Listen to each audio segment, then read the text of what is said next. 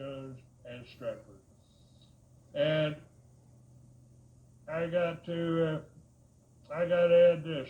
After I published that story, after I published that story, after I published that story, after I published that story, I got this from my son. I got this from my son. I got this from my son.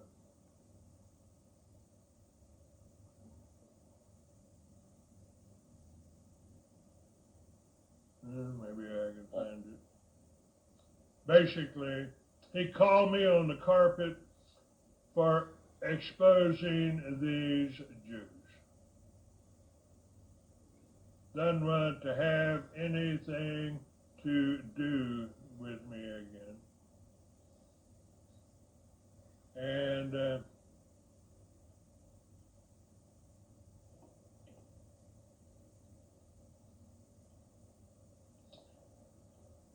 he said, this is a ridiculous letter, if that's what you want to call it. What the fuck is the point? You just tried to make all of us look like shit, but actually made yourself look like a babbling idiot. Congratulations. Also, don't think that's the right way to go about bashing every Jew in America. No one wants to hear about your fucked up life you created for yourself. Quit trying to be a patriot and start being a grandpa, hopefully with some decency. Leave me out of any of these fucked up emails too. Thanks. And I responded, I once had a following. After you stole everything I had built, you moved to Colorado and abandoned me. You haven't changed at all. Sorry, but that's the way I feel about it.